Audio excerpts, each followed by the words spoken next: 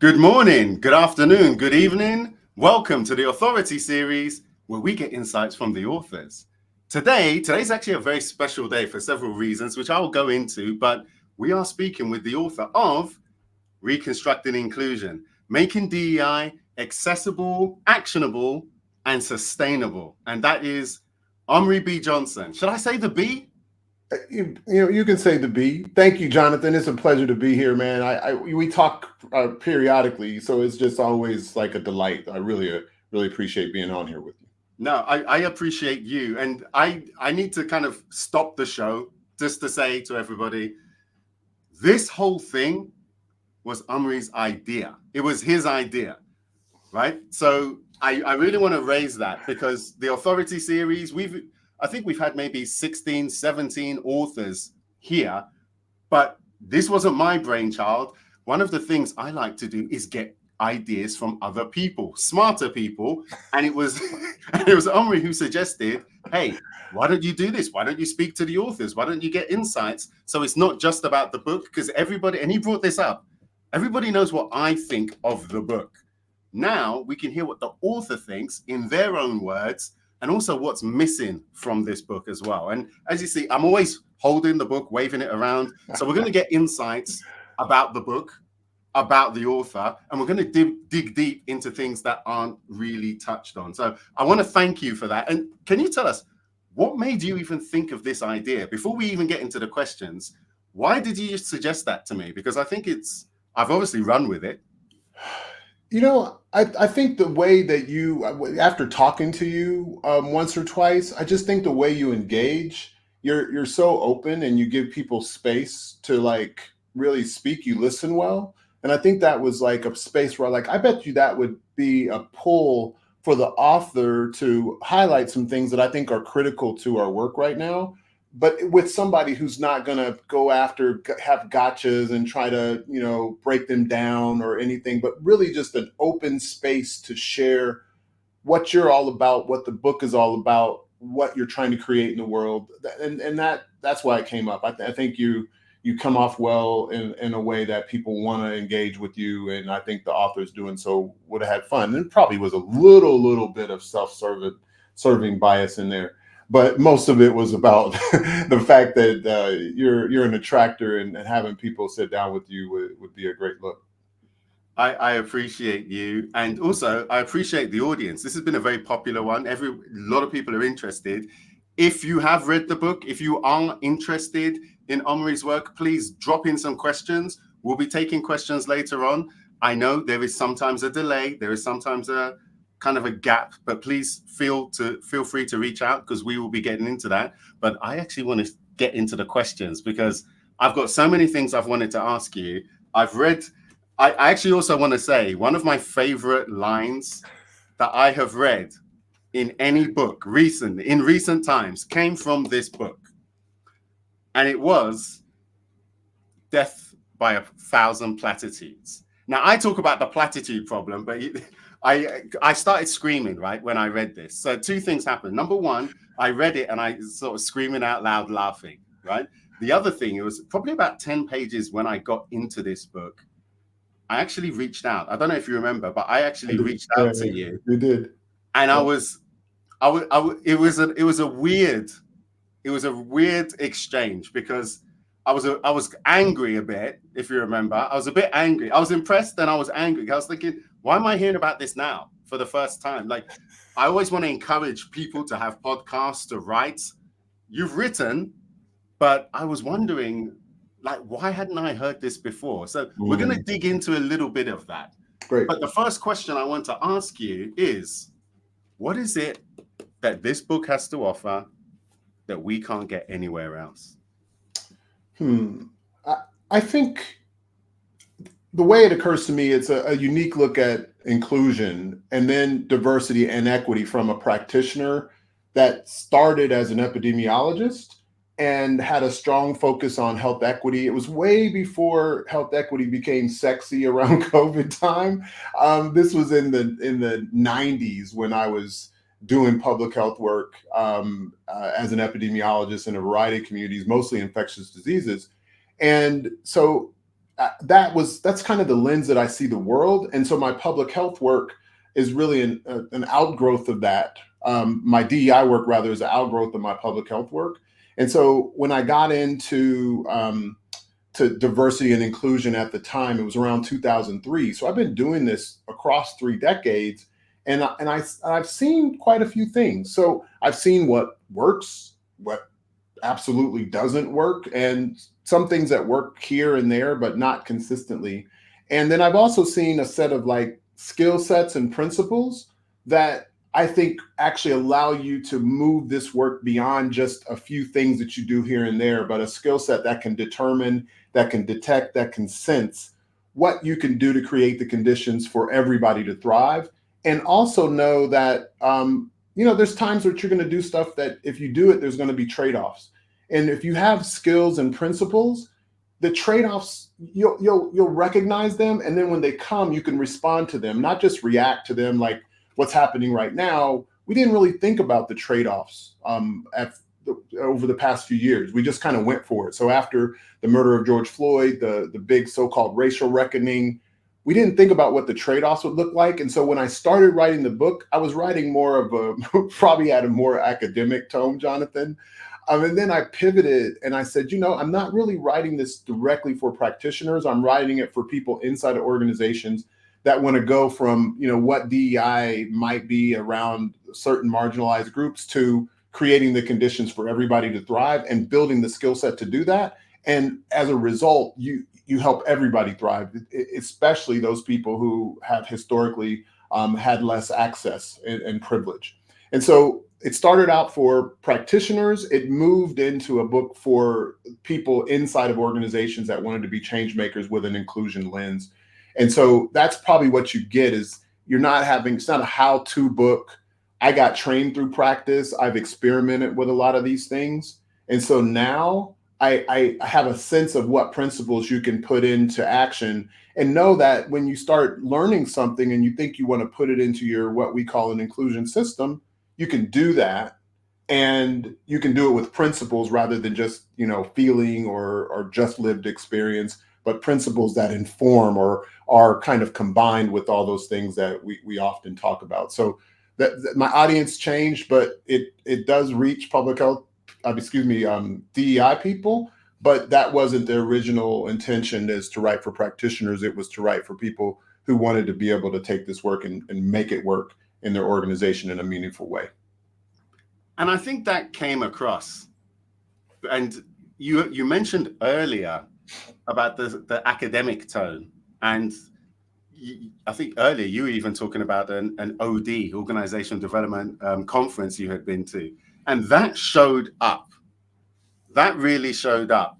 And I want to tease out something that you said, because you talk about principles, you talk about systems, and one of the things that I took away from this was the systems thinking.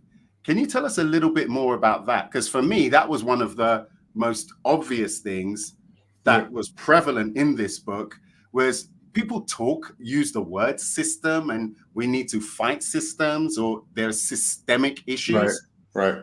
But you presented it in a way that I thought was actually, as you were saying, practically useful and relevant. So can you help us understand that a little bit more? Sure. So that people can actually take away and do something with it? Absolutely. What I talk about is systems thinking. It's also kind of systems doing. So you can think about something, but you want to actually do it. You want to put it into action. And so what I call an inclusion system is a way to make it more inclusion doing. So you need the systems thinking. You need to think about your organization as an ecosystem, to be interdependent. You need to have a kind of a common goal or common vision about what you're working to create. For me, outcomes in an inclusion system are always thriving and a generative organizational culture. When I say generative, I mean organizations that create a value beyond just the P&L. I believe in profit. I'm an entrepreneur. So you got to do both. But if you just do that in the times that we're in now in the world, it's probably insufficient, and you're probably not going to have a lengthy kind of culture that's going to allow you to produce long-term results that are good financially. So thriving generative culture. And as far as inputs are concerned, it can be anything that you put into the system, and see how, as it goes through the humanity of your people. And when I talk about humanity, I'm talking about everybody, and I'm talking about our acquired and our inherent dynamics, differences, and similarities. And so the way that I define diversity has been along the lines of Dr. Roosevelt Thomas: any mixture of similarities and differences in their respective tension and complexity. And so, because that's all of our humanity, we need inputs that we believe can help us get to the thriving outcome, but it all goes through our humanity. So all of us own it. And even if it's for like a particular group, it's not just for a particular group, because it's interdependent. So you have to think about the trade-offs when you do something for a certain group. Then you have to understand that some people are going to have a particular reaction to it. So what's most important in creating, and everything is co-creation in an inclusion system. You co-create it with as many people as you can, even if it has a certain target. So we're in the middle of Pride Month in the United States, actually more almost all over the world. And so what does Pride Month look like? What does Pride Month look like if there are people that are not engaged in Pride Month, that aren't a gay, lesbian, transgender, or non-binary? It doesn't work. It doesn't work without everyone that can contribute. You can call them allies, you can call them people in solidarity, you can call them whatever they want. But if it's not in our complete humanity, it's going to be somebody that targets it to make it wrong. And I talk about that a bit in the book with the straight pride parade. It's silly, but they have a right to do it. And it was oftentimes because they didn't necessarily, and when I say they, it's this kind of group of people. There are people that feel like, yeah, the they, and I'll talk about that more. It's this group of people that kind of feels like, oh, I need to be counter to this group, rather than building this in solidarity. So you don't have to always be in this place of, contention. You can be in this place of kind of connection. You can be in this place of contact. You can be in this place of moving someplace in a direction that creates the conditions for others to thrive, because you've done the things that you've done. So systems thinking requires interdependence. It requires co-creation. It requires a shared vision, and it requires you understanding trade-offs that come with it. And the way you can mitigate most trade-offs is co-create with people that are not necessarily even in agreement with you.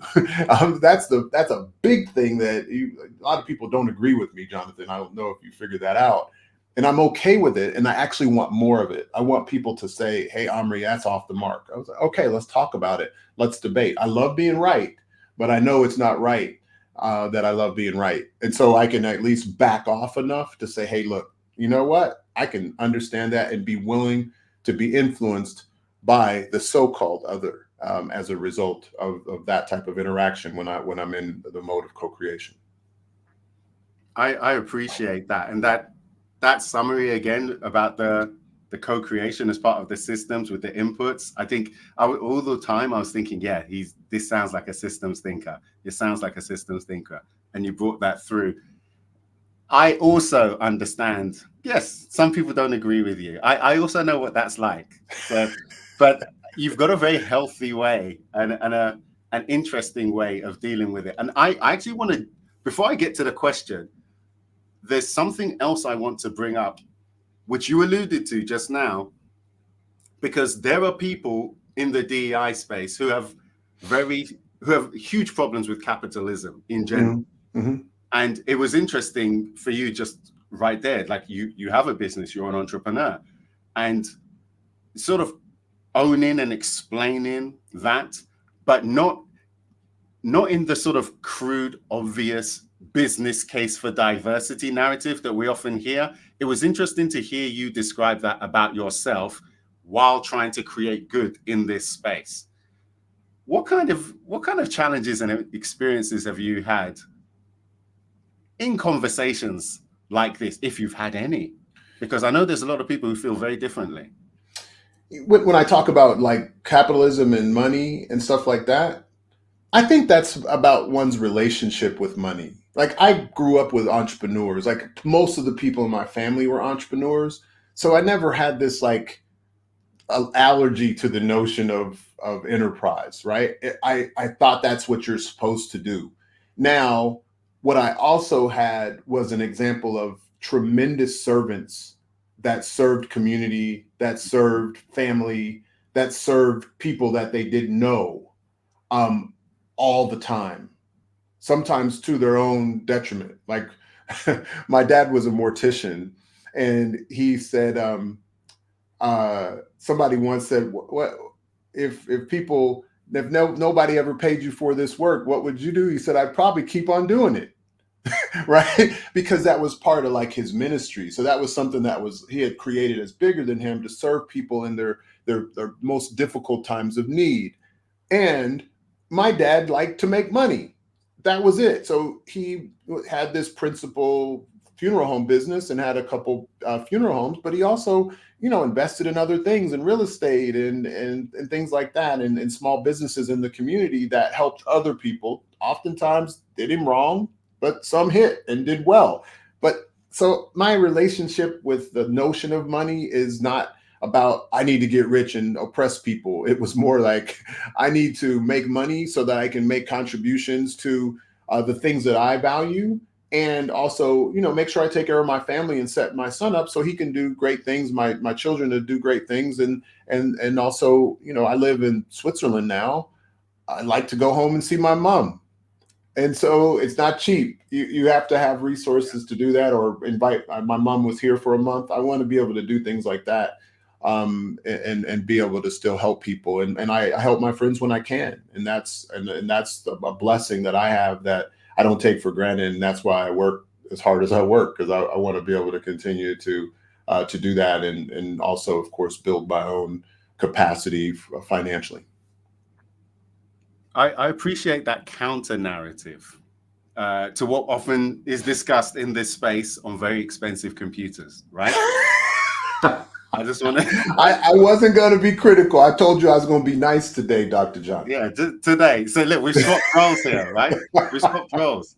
So one thing I wanted to ask, I'm always interested in takeaways, right? Something practical that members of our audience, members of your audience, the people out there can use. So what one thing would you recommend that people can take away from the book and put into practice? I prefer something that could be done in the next week or so that we can motivate a few people. Yeah. What one thing would you recommend that you had in there? There's a chapter on DEI and AI, and in there I have something called the cost of inclusion, something along those lines. Yeah. There's a cost to trust. There's a cost to building trust with communities that you're doing business with. If you, for example, with these large language models and AI, excuse me, that model cost, I took it to be caring, openness, safety, and trust.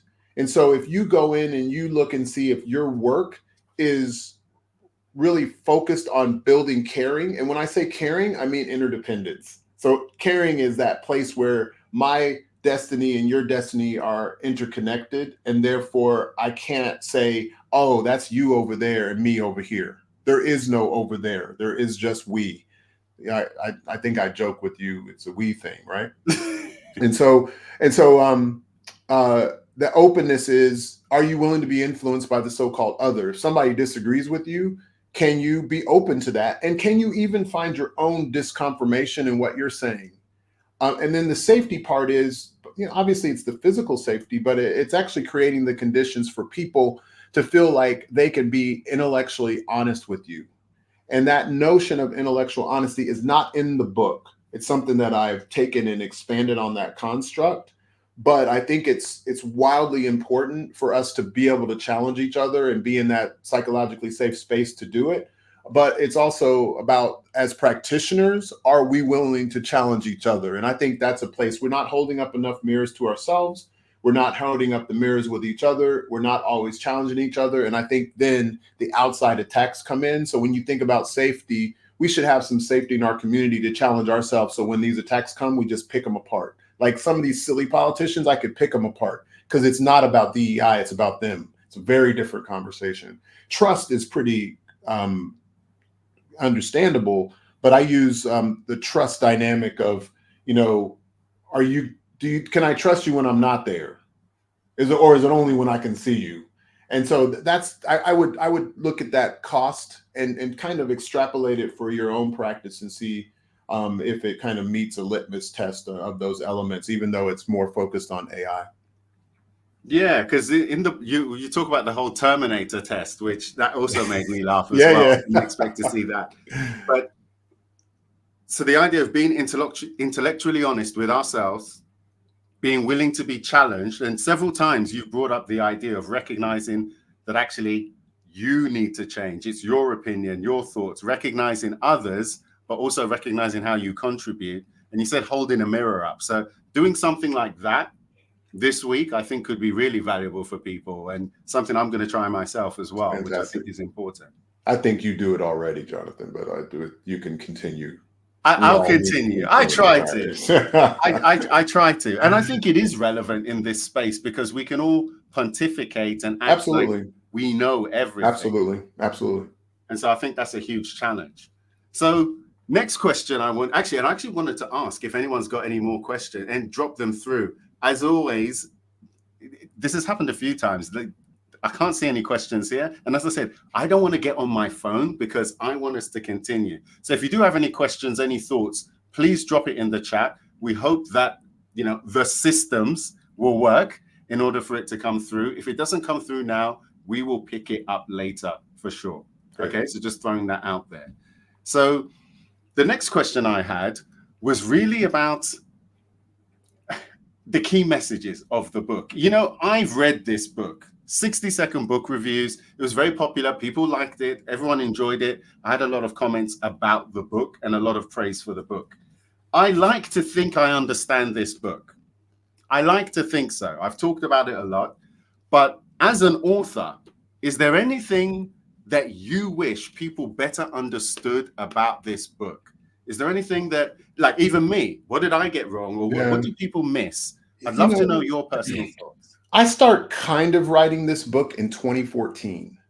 And so I had been experimenting with some of the theory of change that's not explicit because my publisher editors, they said it just didn't flow if I put in my academically oriented theory of change. But it's in there. My theory of change is around inclusion system design and development. The theory of change includes cultural intelligence and all of the capabilities you can build within cultural intelligence. And if you're not familiar with David Livermore and the Cultural Intelligence Center work in Grand Rapids, Michigan, US, get involved. Like there's a lot of people I imagine that might see this that are CQ practitioners. And then of course, social capital, because I really believe that contact connection is going to be way more important than our kind of grievances based on our group identities or particular individual identities. I think we miss the mark when we go too deep into that direction. It's not like it's wrong. It just leaves us incomplete. So I hope people can see some of that in there. And some of it's in chapter 6, I talk about what I consider requirements and things that you can be learning that I think are critical mindset shifts and things that we need to, in a way, unlearn, as well as skills to build. So that's what I hope comes through, clarity about that, clarity about what inclusion system is all about. And I'll continue to talk about that. So it's not something I'm going to stop doing. And I saw that about the social capital. I didn't miss that in the sense that I didn't skip it. It was there. So I'm glad I noticed it. I didn't realize that others wouldn't because I thought it was quite pronounced, but I can see it was contrasting, I felt, with some of the systems. And when I say contrasting, not in a conflict, I felt it was another thread that you had woven through it. And so it was interesting because you were saying it was so important. They need someone there in an organization to drive it. Yeah. I mean, it doesn't have to be a separate person. I just think your informal networks drive everything. And who's influencing what, you don't know. Even with the hierarchical structure, you won't necessarily know where the influences are.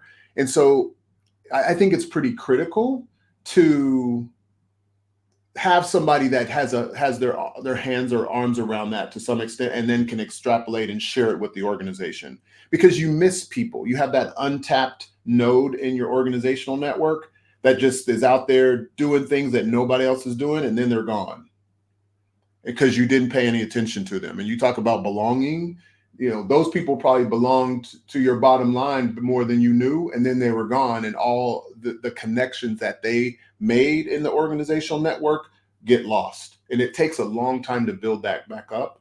And so that's why I think it's very much integrated with looking at organizational systems, because your networks are basically your business. I like that. And for those who might have missed it, Amri gently leaned into social network theory and analysis. He did it quite casually, right? So when he was talking about nodes, as an example, I just want to bring everyone up to speed with this, and I want to ask you a bit more. So when you think of a social network, everyone think of who you know in the world, right? So, or your friends and family. And imagine that on a chart. And we know each other, who knows everyone. And a node is a person in that social network. So when Amri was talking about that, he was just gently leaning into the social network theory, because your location within the network, the strength of relationships, weak ties. I just wanted to bring everyone up to speed. Thank you. I hope that makes people want to learn more about it. I think it's really critical. I think we can do more with it in the diversity, equity, inclusion space. And I talk about it in the book, and I do think it's critically important. Yeah. And now that you've said it, I think it's massively missed. Reason being, it's an area that there's been so much research on. Everyone talks about social networks in general as a you need a network, and that's what LinkedIn is so big. Absolutely. Yeah. But the social capital part of it, in terms of the value or power that people have, exactly, is something. Whilst you take it for granted, it's not. And actually, there's a lot more that can be brought out. So I'm starting to think maybe you're right. No, I mean, it's the reciprocity in those networks. It's who you do connect with and who you don't. Like when you have a weak tie, are you intentional about nurturing those ties that are usually peripheral to you because of time? And I've done these network analysis inside of organizations, and they've been like, whoa. And sometimes people just have somebody they go to, they're like the wise mentor, and everybody goes to them. And then some companies like, whoa, this person is deep, picks them off, and then it's just a hole. And you're like, I wonder why so-and-so left the company. It's like, well, I can tell you why they left the company, because they lost their bestie. They lost the person they went to when they were having a hard time, when their manager was basically losing their minds and telling them and having them do stuff that was useless. And I know managers don't do that that are watching, but generally that happens. And you need somebody there that you have that reciprocity and learning and ability to vent when you need to at work. It makes a huge difference. And there's plenty of research behind that. So we talk about belonging. You can't really decouple belonging and social capital. People do it because belonging is sexy, but I think social capital has a deeper impact. So let's talk a bit more about belonging in the context, not only just of social capital, but what does it mean to you in the work that you have done? Because caveat here, right? Or a bit of context. There's a lot of talk about belonging is separate from inclusion. We need to drop diversity. We need to drop inclusion. It's all about belonging. I'd love to hear your thoughts on that, but can you bring that social capital thing through as well? Because I don't really hear people talking about it in this way. And I think this is something really valuable that we can all learn from. I never really, I actually just start putting that thread together as we were talking, because I hadn't really aimed in on belonging to the extent of some of my other colleagues. But I think when we think about belonging and inclusion, it's that uniqueness. And I think Stephanie Johnson's work extrapolates this very well, where that notion of uniqueness plus belonging equals inclusion. And so, like, we need to understand people's kind of what they bring to the table, what their interests are. I was about to do a Biggie line, but I won't go there. Do it. Who you be with, and I'm not going to go any further. You know, we've been hearing a lot about that constellation, so I'm not going to stop there. But that to be able to understand who people are, what they want to create in the world, I think is something that we could spend more time on to identify that uniqueness. And then you start being able to create belonging spaces of belonging, because we want everybody to belong. But if you don't know what their interests are and what's unique about them that they bring to the table, that the deeper stuff, and that takes time, and it takes trust, and it takes all these other things. It takes reciprocity. It takes inviting people in. It takes taking risk on people. It takes giving people a sense of agency. There's all these elements inside of there, and belonging doesn't just happen kind of because everybody thinks it's cool. And so, like, if you do all those things that I think are kind of principled in creating a system where people can thrive and the organization can create tremendous value beyond just the P&L, you have to understand social capital and belonging's intersection. And I think if I was to just make something up right now, it would be the uniqueness that people bring. And it's, we're brown, but we're different. We got the same barber, but we're also different. We have to work in inclusion, but there's so many other things in our experience that makes us come to this table the way we come to it right now. And I think that, to me, is one of the most precious things we can do in organizational life, is make that contact, discover that uniqueness. And then if you have the influence of a social network that you do have influence in, then you amplify that. So everybody talks about amplification. Amplify, don't just amplify because of somebody's identity, amplify because of their uniqueness. And if you do that consistently, I bet you the whole notion of belonging will be a lot easier to achieve.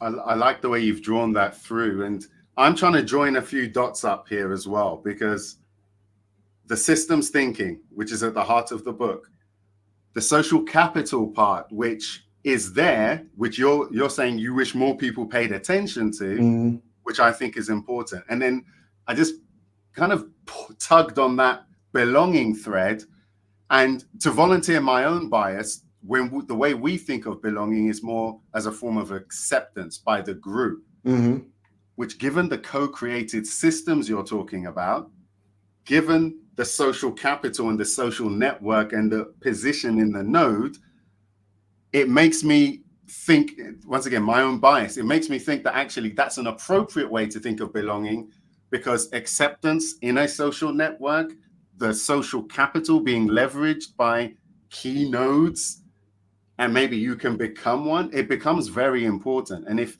you're excluded or you're marginalized and put on the other parts of it, I can see how that affects your uniqueness in that context. Absolutely.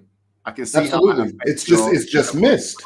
It's just missed. You're just the Black Jack, Dr. Jonathan, and that's all you are. But you're way more interesting than that, right?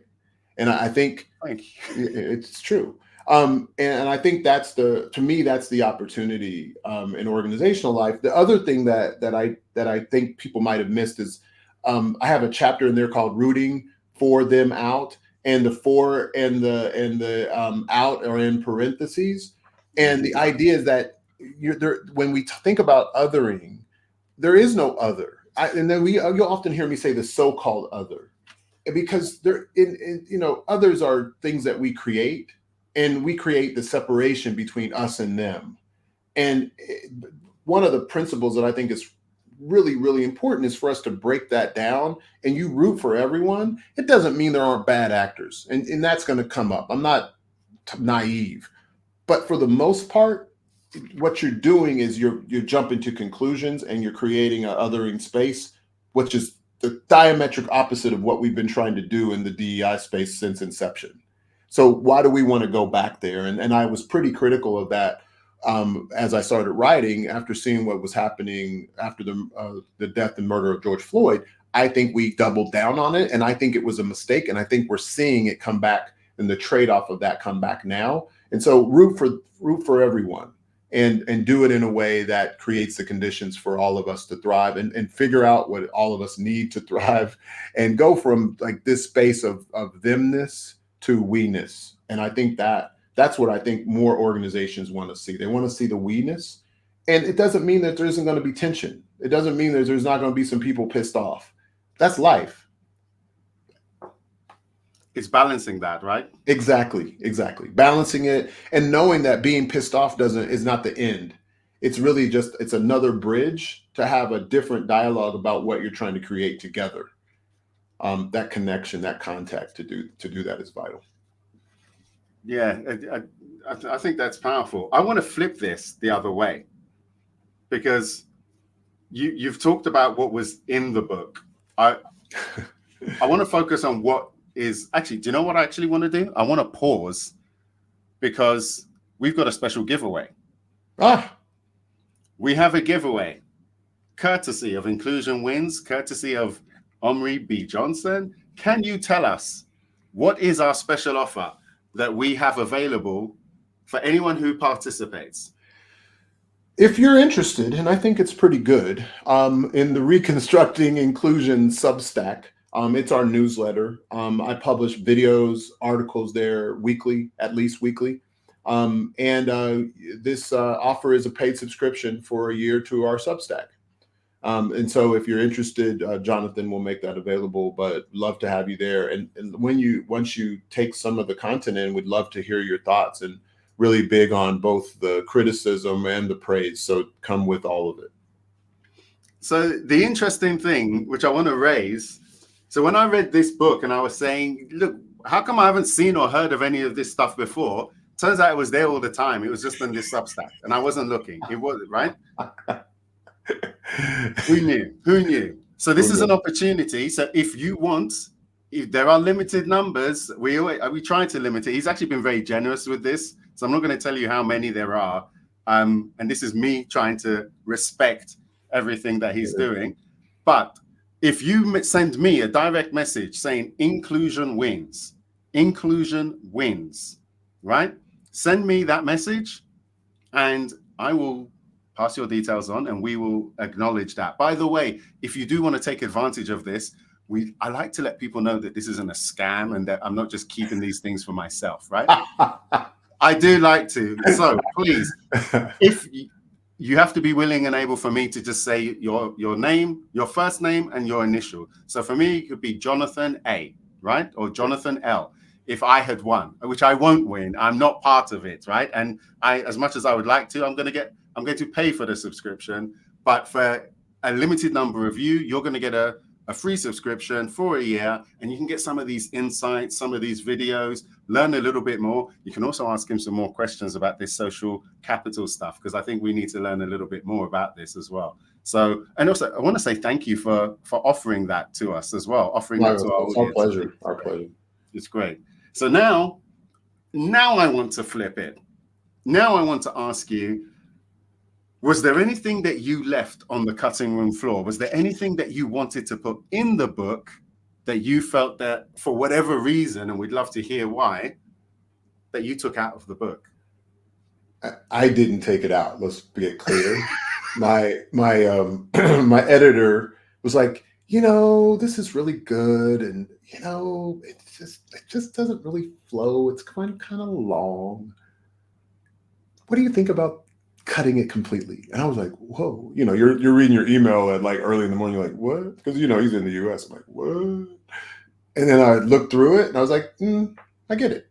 And so it was a chapter on a metaphor, the Silk Road and diversity as a metaphor. So the Silk Road is a metaphor for diversity and the tension and the complexity, and that people basically just wanted to war and kill each other, but they were like, really, I want the silk, I want the whatever I'm trading, and I might need to chill out on that for a minute, right? Because I want the coin to take back. I want this particular product to take back to where I'm from, the oils, the scents, the spices, whatever it might have been. And so that was part of it. And then I talked about the only female empress of China, Uzertan. And so I talked about Empress Wu, and that she was the ultimate counter stereotype. And so if you've ever done unconscious bias work, counter stereotyping is one way to mitigate some of the biases that might occur in our organizational systems. And so I talk about her and how she reopened the Silk Road after the bubonic plague, and just really cool stuff, I think. And it's actually in the Substack. I actually published that chapter in the Substack. So if you're interested in reading it, you can take a look. I like that. I like what you did there. So now I want to pick up on the unconscious bias training, because I've got very unpopular opinions about unconscious bias training, which I never really get into the details of. So let's talk about this counter stereotyping, because it might be useful. And to be clear as well, my bias against unconscious bias training, if we're saying that, is based on the outcomes, because they're typically tracked or accountability. Yeah. But this actually, to mirror what you asked us to do, to be intellectually honest, let's explore that. Let's explore this counter stereotype. Most training and DEI training doesn't work. So I'll put that out there. Whatever you do, it doesn't work, especially if it's a one-off. And so I started doing unconscious bias training around 2003, 2004 with Howard Ross, who was well known and has written a few books and one on unconscious bias. And when I left Cook Ross, that was the firm that Howard started 30 plus years ago, and went to Novartis. I did it across the firm. I must have trained between Cook Ross and Novartis. I probably trained 1,000 people all over, at least in Asia. Some of my team in Africa did it, North and South America. I don't think we ever got to Australia, but Europe, absolutely, right? So we trained thousands of people, but we didn't stop with a single training. We actually start building it into meeting dynamics. We started having follow-up to build it into how people look at hiring practices.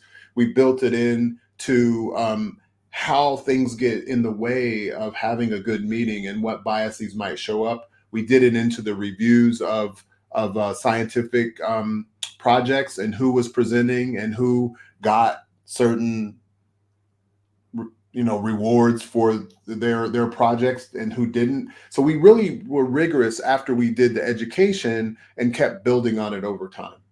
And then it branched out into other things, all in the support of creating the conditions for people to thrive.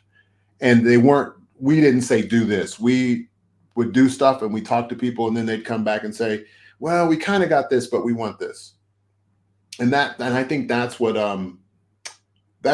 I think can work with any good education and learning, is if people are learning with, again, it's co-creation. If people are learning with, unconscious bias is another input, but it's not an end all be all. And if people train, like, let's do an unconscious bias training and charge you X amount of dollars and then never see you again.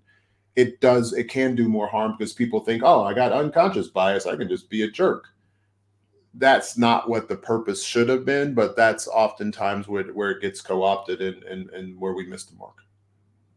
I think you're absolutely right. And it's nice to hear. And Howard Ross, amazing. Yeah, he's one of my mentors, close friend. We were together in April, did a session with a company in Boston. So I love Howard, and he's the one that really introduced me to this work in the corporate setting. So I owe a huge debt to him. Yeah, and also the stuff you were doing at Novartis, weird random point. I used to talk about employee resource groups the whole time, right? Novartis were one of the first people I ever came across, first organizations that actually had a legit business case for diversity, i.e. I think they engaged with the Latino market using their ERGs and that was documented. It's one of the first things that I ever came across that was documented. Did you ever come across anything like that there? No, yeah, of course. Rhonda Critchlow, who's at I think she's at Comcast or one of the big cable giants now. Uh, it'll come back to me, but she's at one of the big media companies. She was at the forefront of that. Her and Kelly Moline Canal. Kelly was actually more of the architect of the ERGs. So they did amazing work during their time. I don't know if that still persists, but they did great work. Just top of the line practitioners that I had the privilege of working with for several years. These are deep cuts, right? For everyone paying attention, these are the deep cuts. This is for the people who are really into this stuff. So I appreciate that. So Omri, we're going to start to wrap up, but I've got one more question I want to ask you before we ask where people can get in contact with you. Mm-hmm. A wise person once told me that the book that changes your life is not the book you read, it's the book you write. Mm. So you do a lot of writing anyway on Substack. You have written this book. Can you tell us how, after writing this book, how's your views changed? How have you changed in terms of everything that we've discussed? What impact has this had on you moving forward? When I started this book at the dining room table of my in-laws' house in Spain. So my wife is of Spanish descent. Her parents immigrated to Switzerland before she was born. So she speaks like 8 languages, but they all have a French accent, even though she's Spanish. What the book did is it made me reflect on some of the things that I'd been socialized by, and to test them out. I have a son that's mixed culture. He's going through the world speaking 4 languages in the home.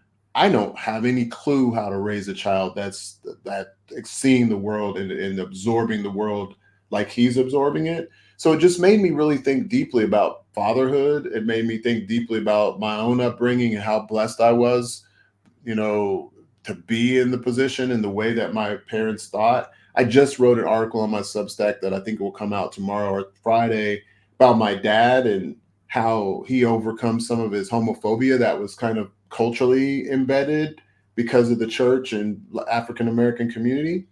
Like that, it just had me reflecting on all of that simultaneously and really trying to do my own disconfirmation and mirror holding up to myself to see, okay, Amri, are you really, where do you really want to go with this? Where do you want to influence? You could probably get a book out. It probably could be popular. You could probably write one on race and racism. You know enough about it and probably sell, tens of thousands of copies.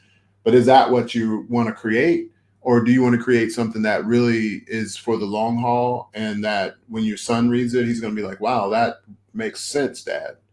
And so that was probably the biggest thing for me, is like the real reflection. Lastly, I have certain beliefs about the police, and my wife called this out to me. She said, every time we walk by the police, you kind of look away. Like, I was like, really? It didn't even occur to me. Like, relationship between the police and people in this country is very different than the police and Black people in the United States. But I that was still there for me. And I was like, how is that helping me? And is it potentially getting in the way of something? My son just talks to the police, blah, blah, blah, and I'm just like, son, like, don't do that, but he can, right? And so like, those are the types of things that I've reflected on since starting the book, and definitely as I completed it and as I've been working here since its release. Thank you for sharing that. That was intellectually and also emotionally very honest, and so I want to thank you for sharing that. Omri, where can people find you? Where can they find your work and what you're doing? People all over the world, join in. You can go to inclusionwins.com, our website. You can always hit me up on LinkedIn. It's Amri Johnson. I think there's only one, or Amri B. Johnson. I think I might have had an old one, but it's the one that has more followers than probably 2 or 3.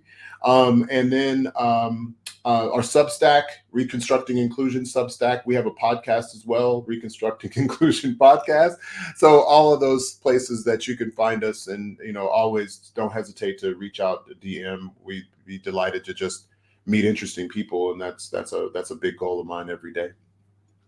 Excellent. And I want to thank you for your time. Thank you for everyone who's paid attention. Don't forget, if you want a year's subscription, I'm tongue-tied, a year's free subscription, courtesy of Amri, courtesy of Inclusion Wins, send me that message, direct message, Inclusion Wins, and we'll share all the details with you. Amri, I want to thank you for your time. I want to thank you for your just guidance and wisdom. I've learned a lot. I'm sure everyone's learned a lot from us. We're going to put all your details in the chat below, but I want to thank you for taking the time. Thank you so much, Jonathan, and make it a great rest of your evening, and peace, everybody. Thank you, everyone. Thank you. Bye-bye. See you in the next one.